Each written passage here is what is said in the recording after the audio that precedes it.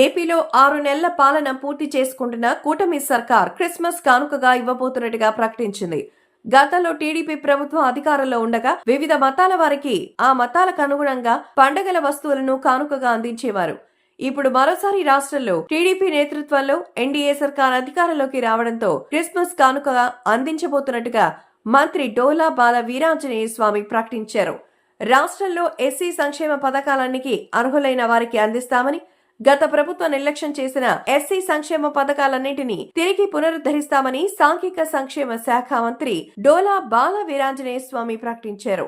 అధికారంలోకి వచ్చిన 5 నెలల్లోనే ఎస్సీ సప్లా నిధులతో ప్రారంభించిన కమ్యూనిటీ హాల్స్ ను జనరల్ నిధులతో పూర్తి చేసి ప్రారంభించడం ఎంతో సంతోషంగా ఉంది అన్నారు. గత ప్రభుత్వం కమిటీ హాల్స్ ని పూర్తి చేయకుండా నిర్లక్ష్యం వహించారని, రాష్ట్ర వ్యాప్తంగా అసంపూర్తిగా ఉన్న కమ్యూనిటీ హాల్స్ ను త్వరితగతిన పూర్తి చేస్తామన్నారు.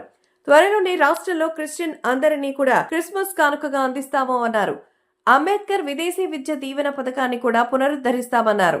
రాష్ట్రంలో 340 కోట్లతో నూతన ప్రభుత్వ సంక్షేమ వసతి గృహాలను నిర్మిస్తామని, ఎస్సీ కార్పొరేషన్ ద్వారా డిసెంబర్, జనవరి నెలలోనే రుణాలు అందిస్తామని తెలిపారు.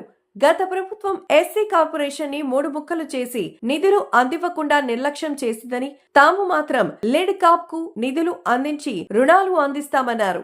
ఆటోనగర్ లో విలువైన భూములను అన్యాక్రాంతం చేశారని, అక్కడ పీపీపీ మోడల్లో వాటిని అభివృద్ధి చేస్తామన్నారు. రాష్ట్ర వ్యాప్తంగా హాస్టల్స్ రిపేరుకు 140 కోట్లు కేటాయించామన్నారు. ఈ 5 నెలల పాలనలో హాస్టల్ విద్యార్థులకు కార్పొరేట్ వైద్యం అందించి వారి ఆరోగ్యాన్ని కాపాడే చర్యలు తీసుకుంటామన్నారు.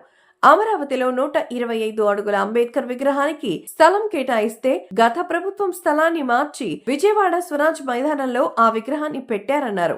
డాక్టర్ బిఆర్ అంబేద్కర్ ప్రాజెక్ట్ కి సంబంధించి అసంపూర్తిగా ఉన్న హాల్స్ తదితర పనులన్నీ పూర్తి చేస్తాము అన్నారు. విజయవాడ నగరంలో ఉన్న హాస్టల్స్ రిపేరుకి 42 లక్షల నిధులు కేటాయించాము అని చెప్పారు.